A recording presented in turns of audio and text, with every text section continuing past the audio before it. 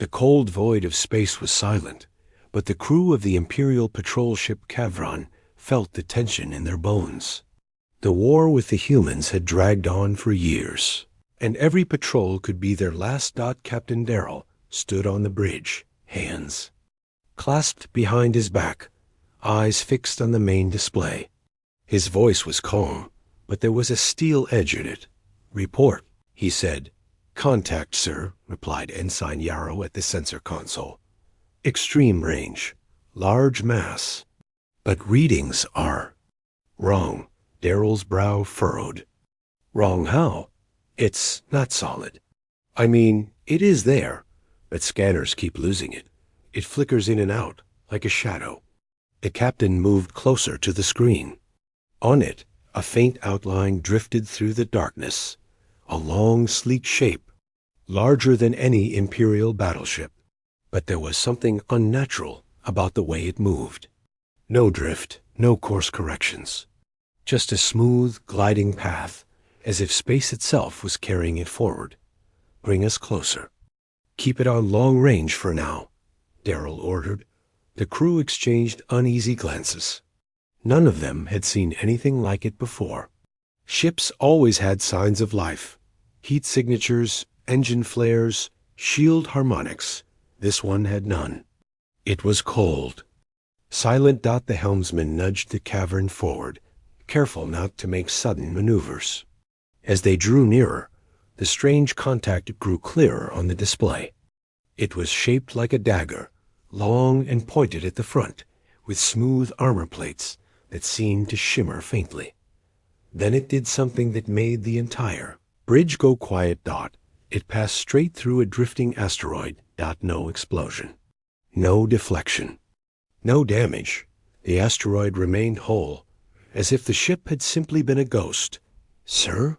Yarrow's voice shook. "That shouldn't be possible." "Check for cloaking tech," Darrell snapped. "Already did. Nothing matches. It's... I don't know what it is." From the weapons station, Officer Wren muttered under his breath, "That's not a ship. That's a ghost." Darrell ignored the superstition, but a chill crept into his spine. He'd fought for decades, seen every weapon the galaxy could make, and nothing moved like this. "Send a message to Fleet Command," Darrell ordered. "We have an unidentified vessel, massive size. No standard readings, possibly human." The comms officer nodded and began typing. On the main screen, the ship continued its slow, deliberate approach. Its faint shimmering outline seemed to grow, stronger, revealing subtle lines of light along its hull, lines that pulsed like a heartbeat. Darrell leaned forward. "Magnify." The image sharpened. Strange markings covered the hull, glowing symbols that no Imperial I could translate. Some curved like waves, others jagged like lightning. They seemed alive, shifting slightly as if reacting to being watched. "What do you make of that?" Darrell asked. "No known language," Yarrow said. "Not human, not ours, not anything." Before Darrell could respond, the entire ship shuddered.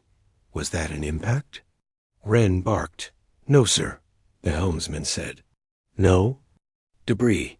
No weapons fire." The lights on the bridge flickered. Just for a second, and then a sound filled the air, a deep, low hum. So low it felt more like a vibration in their bones than something they could hear. Every console glitched at once. Screens scrambled. Warning icons flashed. "Shields are cycling," Yarrow said, panic creeping into his voice. "Weapons offline. Engines still functional, but sluggish." The ghost ship was now much closer. The crew could see it with their own eyes through the forward viewport, not just on sensors. It was colossal, its dagger-shaped form gliding silently through the dark. The light from the distant star seemed to bend slightly around it, like it didn't belong entirely in this reality. "Sir," the helmsman whispered, "it's looking at us." Darrell almost asked what he meant, but then he saw it. The faint glow along the hull intensified, running in patterns that almost resembled eyes, focusing directly on the cavern. For the first time in his career, Captain Darrell felt like prey. Back. Use off. Slowly, he ordered, voice tight. But the ship didn't follow.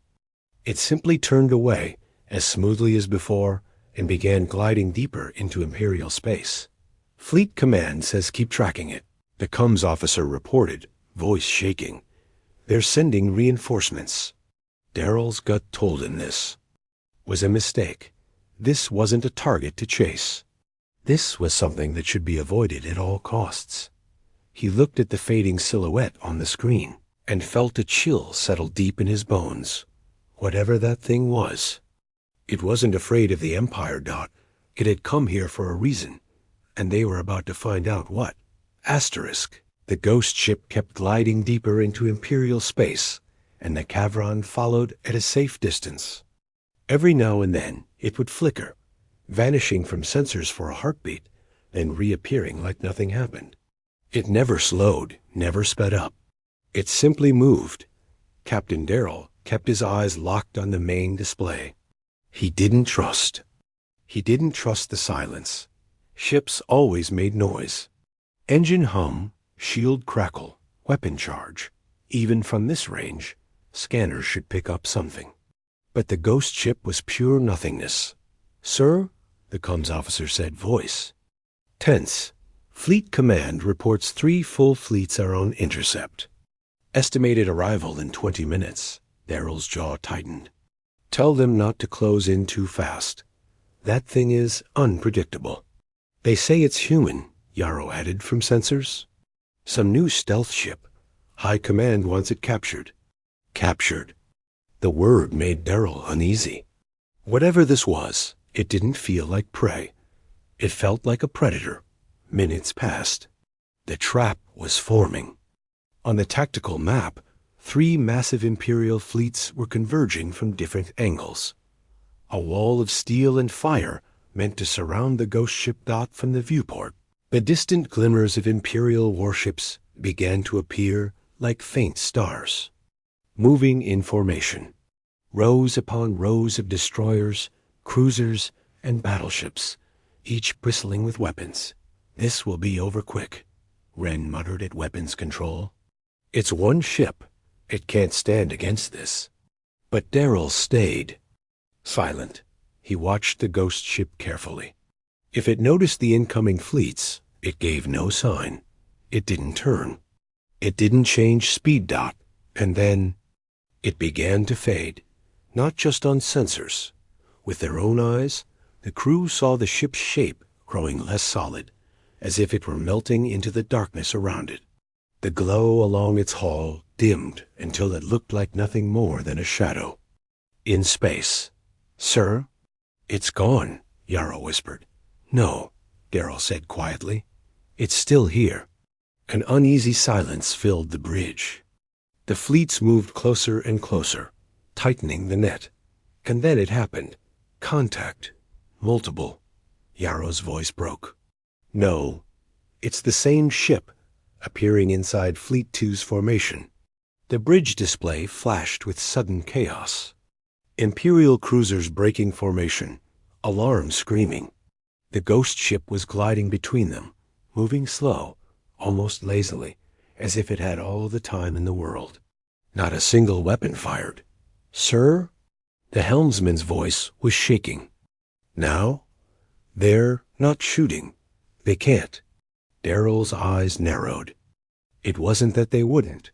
It was that the ghost ship had already made their weapons useless. Dot from the comms.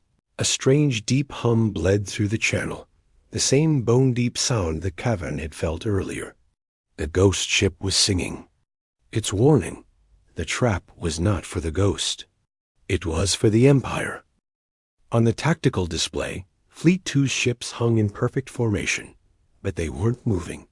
No weapons fire. No evasive maneuvers. Nothing.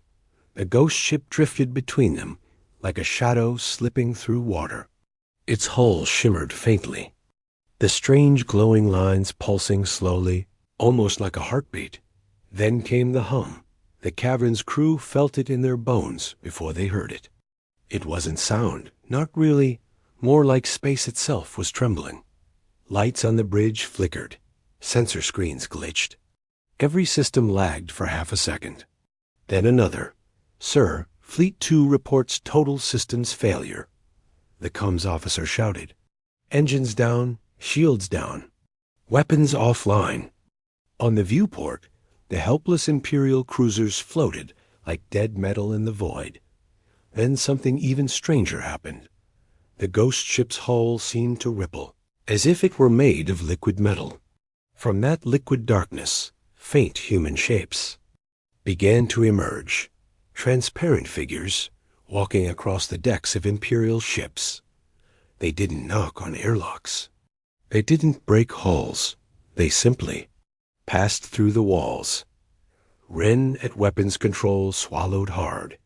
"Sir, those look like humans." But the Kavran was too far to make out faces. All they saw were outlines, tall, thin, wearing some kind of old Earth-style uniforms, glowing faintly in the dark. One by one, as these ghostly figures moved through the Imperial ships, systems died completely. Some ships began to drift off course, spinning slowly. Others just sat dead and spaced out, and then the ghost ship pulsed. A wave of distortion rolled outward, visible even to the naked eye as a faint shimmer. Every disabled Imperial vessel rocked.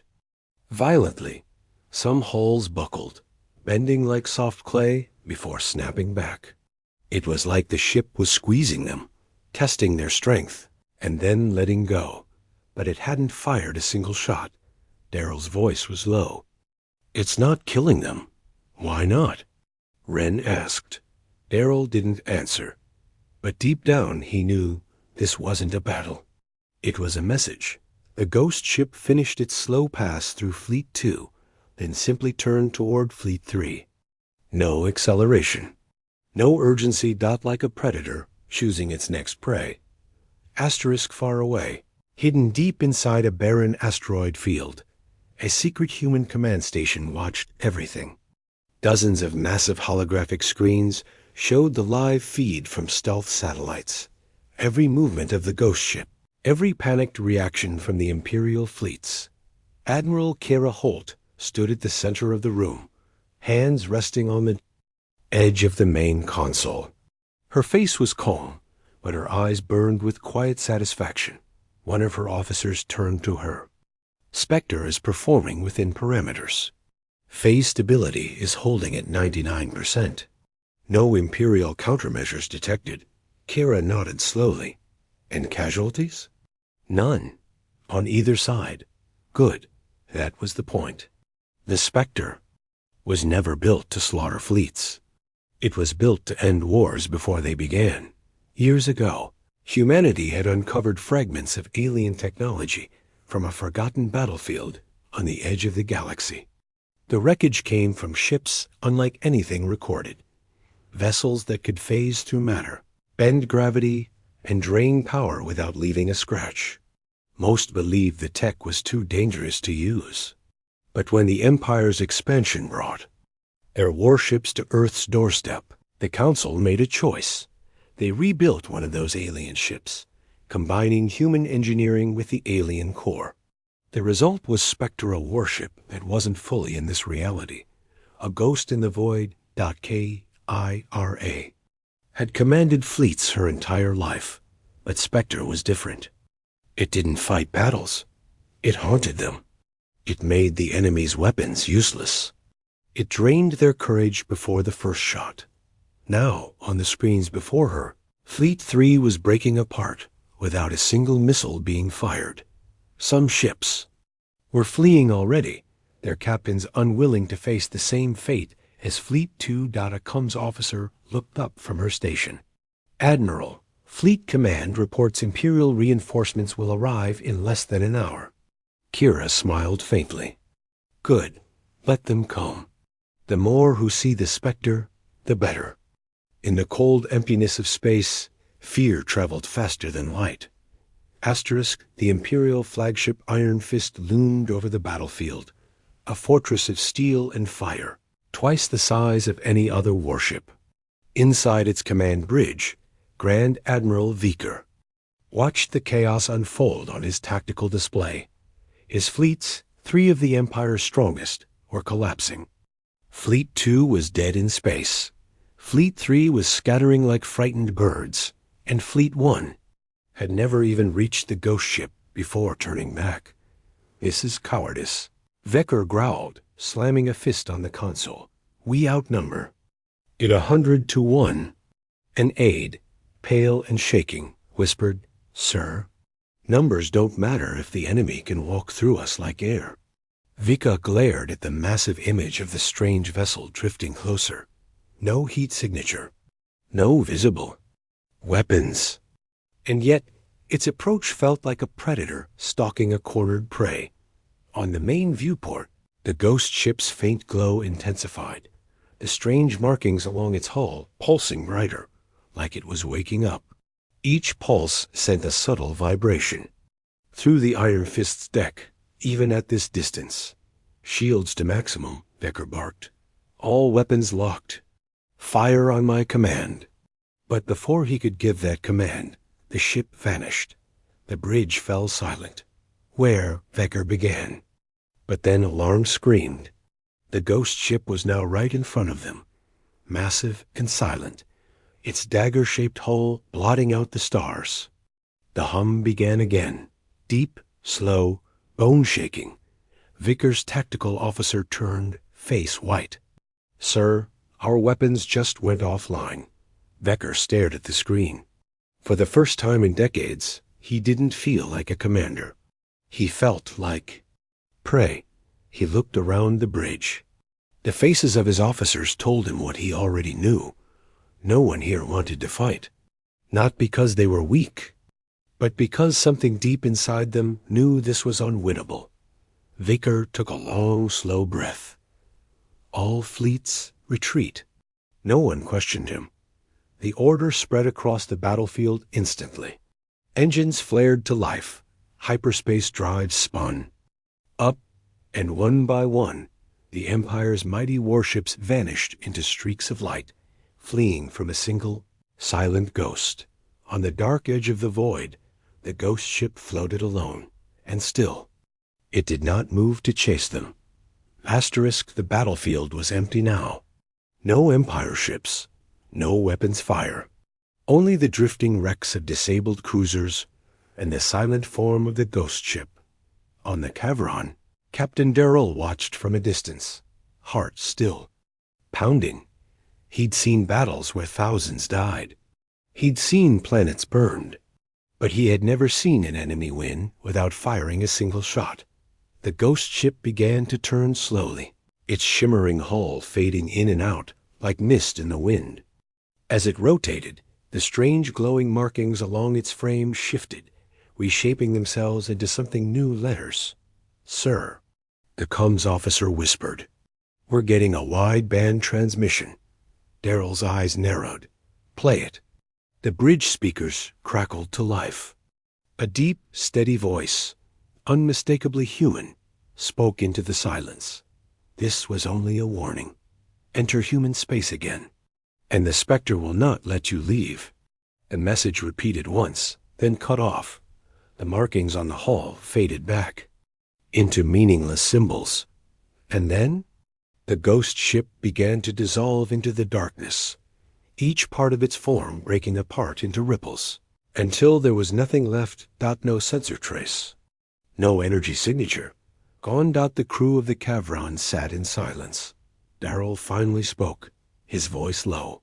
"Send the recording to Fleet Command, and make sure they know what we face today." Far across the galaxy, word of the battle spread faster. Then light. Some called it a human weapon. Some swore it was an ancient alien guardian. Others whispered that it wasn't a ship at all, but the restless spirit of every human killed in the war. But one thing was certain. If you ever saw the Spectre in the void, you had already been chosen.